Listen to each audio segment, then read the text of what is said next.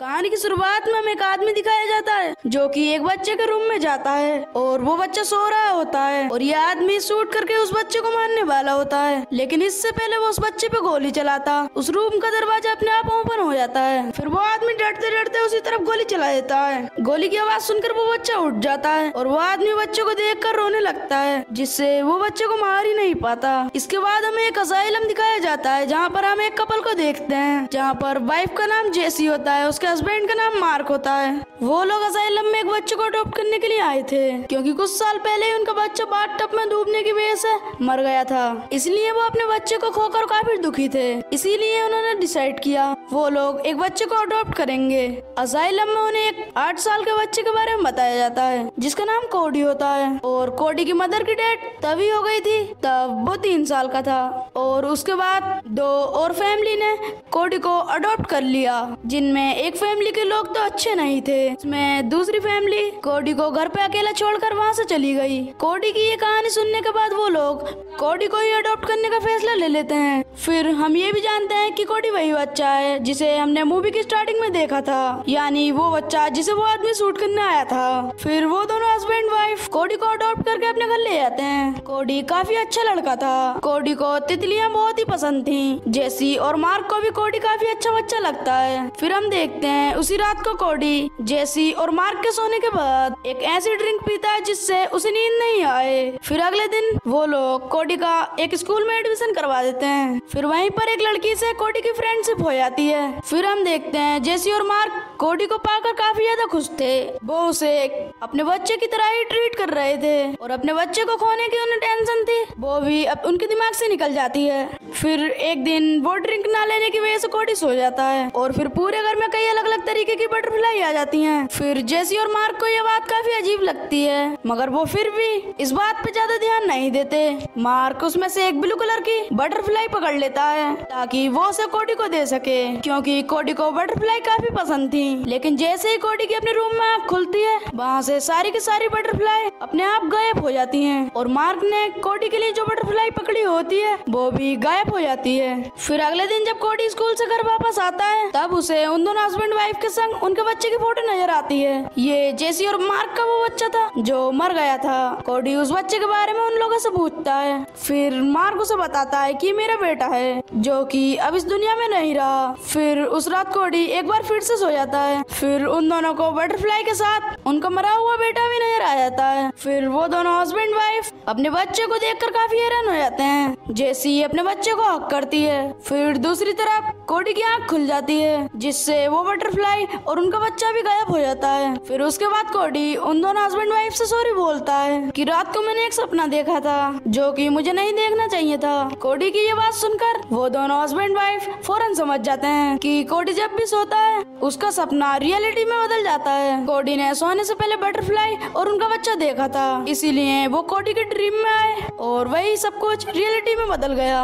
जेसी को जब इस बात का रियलाइज होता है तब वो अपने बच्चे को देखने के लिए कोडी का इस्तेमाल करती है। फिर वो कोडी को अपने बच्चे की बातें बताने लगती है और उसकी वीडियोस और पिक्चर दिखाती है, जिससे कोडी को रात को सोते ही उनके मरे हुए बच्चे का ड्रीम आ जाता है। अब जाहिर सी बात है कोडी के ड्रीम में वो बच्चा आ गया तो रियलिटी में भी आ गया और इसी तरह जेसी और मार्क अपने बच्चे से मिल पाए। तभी हम देखते हैं एक अननोन एंटिटी कोडी की तरफ जा रही थी, जिससे कोडी की आँख खुल जाती है, जिससे उनका बच्चा और अननोन एंटिटी सब गायब हो जाते हैं। दरअसल वो एक अननोन एंटिटी थी, वो कोडी के सपने में ही आई थी। फिर हम देखते हैं कि मार्क जेसी के इरादे को समझ गया था कि वो कोडी का इस्तेमाल कर रही है अपने मरे हुए बेटे को देखने के लिए। ये बात मार्क को काफी बुरी लगती है, इसी वजह से वो अपने मरे हुए बच्चे की सारी पिक्चर्स और उसकी सारी वीडियोस रिमूव कर देता है, जिससे ये होगा कि जेसी कोडी को यूज नहीं कर सके।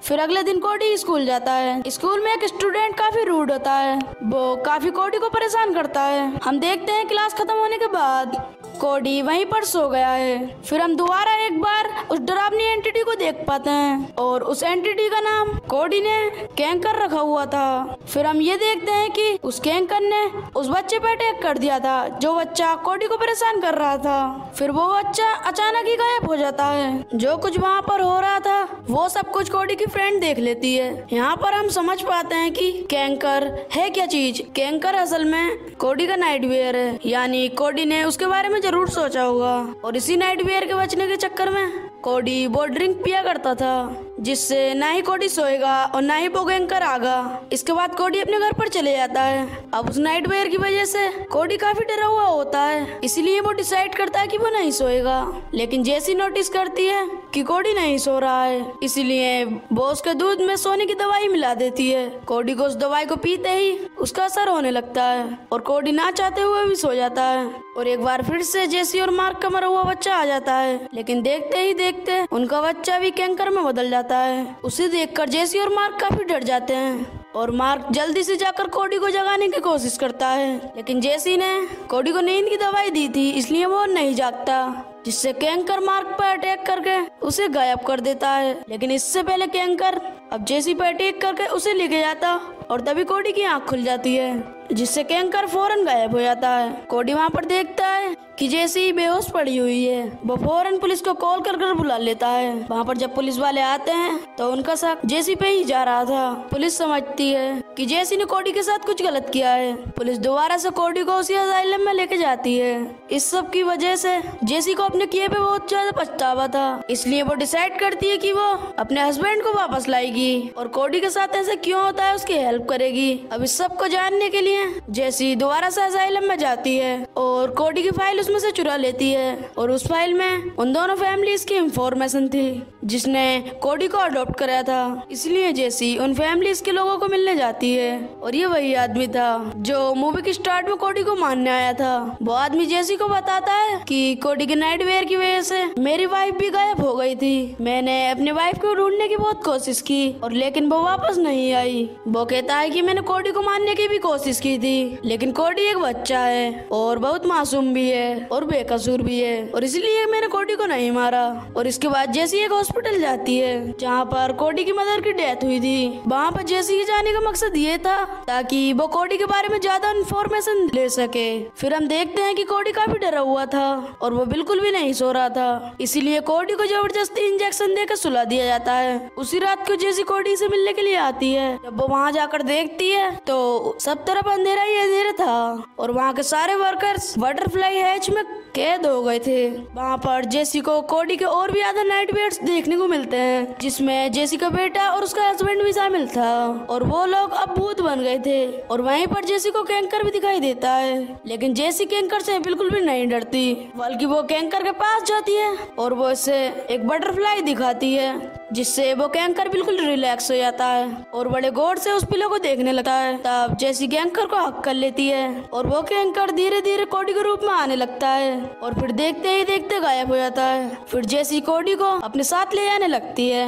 और अब कोडी के नाइटमेयर अच्छे ड्रीम में बदल जाते हैं। फिर अगले दिन जेसी कोडी को उसकी माँ की डायरी देती है। उस डायरी में उसकी माँ ने कोडी के बारे में बहुत कुछ लिखा होता है। कोडी की मदर कोडी से बेहद प्यार करती थी और वो उसे जान से भी प्यारा था। कोडी के पैदा होने से पहले ही उसकी मदर को कोडी की इस एबिलिटी के बारे में उसने पता था कि कोडी के ड्रीम्स और नाइटमेयर रियलिटी में बदल जाते हैं। कोडी की मदर को ये बात काफी अच्छी भी लगती थी। कोडी की मदर को कैंसर था, इसी वजह से कोडी की मदर की डेथ हुई थी और तब कोडी बहुत छोटा था, जहाँ पर उसने अपनी मदर की फाइल में कैंसर की कैंकर पढ़ लिया था। अब इस बीमारी की वजह से कोडी की मदर की हालत काफी खराब हो गई। कोडी अपनी मदर के बारे में ये सोचता था कि उसकी मदर को कैंकर ले गया। अब क्योंकि कोडी कैंकर के बारे में इतना ज्यादा सोचता था, जिसकी वजह से कोडी को नाइटमेयर्स आने लगे। वो कैंकर कोई और नहीं थी बल्कि कोडी की मदर ही थी। कोडी की मदर कोडी को बटरफ्लाई पिलो पे सुलाती थी और इसी वजह से वो उस पिलो को देखकर रिलैक्स हो गई थी और यही वजह थी कि कोडी को बटरफ्लाई इतनी ज्यादा पसंद थी। फिर रात को जैसी कोडी को एक अच्छी स्टोरी सुनाती है जहाँ पर गायब हुए मार्क और उस आदमी की वाइफ और उस बच्चे के वापस आने के बारे में बताती है। फिर हम देखते हैं कि कोडी अपनी पावर्स और अपनी एबिलिटी पे कंट्रोल कर पा रहा था। अब वो गायब हुए बाकी लोगों को भी वापस ले आता है और इसी के साथ ये मूवी यहीं पर एंड हो जाती है। तो दोस्तों, आपको मूवी की एक्सप्लेनेशन पसंद आई हो तो वीडियो को लाइक करके चैनल को सब्सक्राइब कर देना। तब तक के लिए till then take care, love you, bye bye.